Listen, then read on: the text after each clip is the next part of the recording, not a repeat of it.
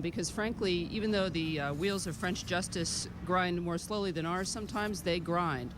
And there was a summons issued by the judge last May for Landis and Baker to come and answer questions about this whole affair.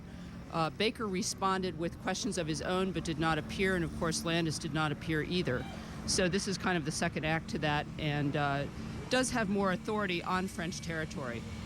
Bonnie, as simply as you can state it, what has Landis tried unsuccessfully to prove took place in the French lab?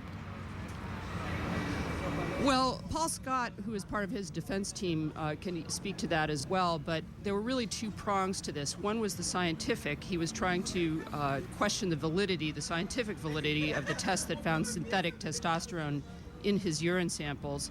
The other was more of an infrastructure argument, that the lab in every regard was sloppy in terms of chain of custody of samples, in terms of their computer systems being outdated, etc. And even though the first arbitration panel decided against Landis, they actually did scold the lab for some of these procedures not being quite up to snuff. Well, Paul, Bonnie makes the segue for me. In your opinion, how secure are the protocols in the labs that handle athlete samples like Landis's? Well, generally speaking, first of all, I'd say the word protocol is a very large word that encompasses a number of things. But I think we'll get right back with you. We have a slight audio issue. Let's welcome in Michael now. Michael, hi. With your knowledge of cybersecurity, medical records, of course, are especially sensitive. How vulnerable are lab records to being hacked? Lab records are actually very vulnerable to being hacked, and one of the things about this is in the U.S., in the EU, and in other Western nations around the world, there's very strong regulatory controls placed on these records and how they're supposed to be handled.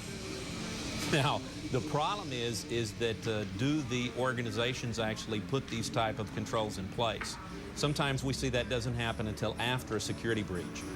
Michael, most of us have an image of a computer hacker as being someone with an overwhelming technological background. What was your reaction to the notion that an athlete or his coach is accused of computer hacking into a lab and its system and database in France?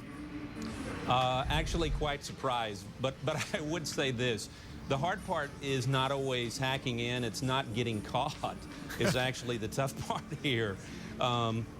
It actually made me think back to about 10 years ago, the Anna Kournikova virus. I don't know if you remember that at the time, but that was actually launched by a Dutch teenager who actually just pulled the tools down off the internet to build this virus and launch it. So these things aren't really that hard to take and actually build up these types of attacks. Bonnie, Landis has returned to racing now, but essentially he struggled to return to prominence and to continue to build a future in cycling. What is his future as you see it going forward? Well, this recent news certainly makes it a little murkier, I would say. He rode last season with a team sponsored by, believe it or not, an entity called OUCH, which is a Southern California medical practice that includes his personal physician. And you're right, his results were subpar.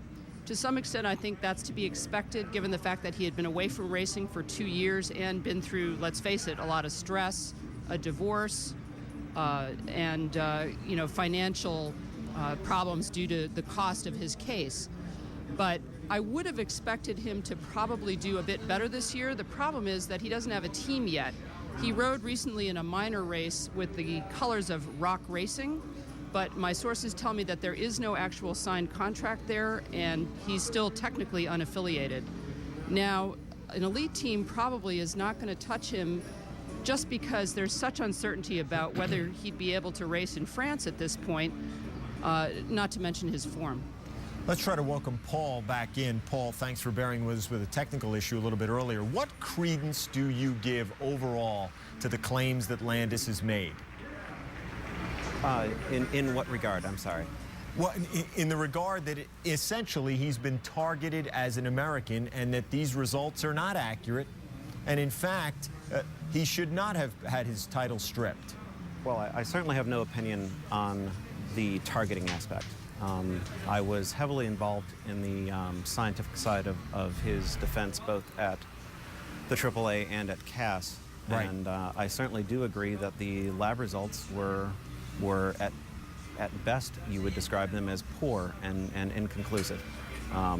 We expect a much better work out of the laboratories that handle anti-doping than what we saw in the case of, at that time, LNDD. Paul, as simply as you can describe it, what was done poorly that should have been done better? Wow. The scope of errors were so extensive that it would be difficult to describe anything in particular as being the crux. Essentially, the lab was sloppy. It did not appear to use the same protocols from one test to the next, and the results that were produced were inconsistent with what we know about biology. Michael, less than a minute to go. As more athletes are tested across more sports and the results have greater impact on their careers, how secure are those results to be considered when entered into computer systems? Generally, that depends on the system they're being placed in. Sometimes we've seen in the last few years, unfortunately, not that much. But medical records on celebrities, sports stars, and others have been leaked out because this type of information, there are people that want it, who want access to it. Bonnie, very quickly, so one sentence answer. Do you expect that Floyd Landis will ever be able to return to a Tour de France level of competition? I think he could return to the level possibly athletically, but legally now I think this is a de facto means of keeping him from racing in France. Bonnie Ford, Michael Gregg, and Paul Scott, thank you all very much for your perspective and your time on a story that's obviously still unfolding. We appreciate it. That brings us to our poll question. We, of course, want to know what you think. Which sport is most affected by performance-enhancing drugs? Baseball, cycling, football, or track and field? To vote, log into ESPN.com. On the video tab, you can access the OTL page to vote in our poll. Send us email, sign up for our daily program alert. Poll results, of course, coming up later in the show.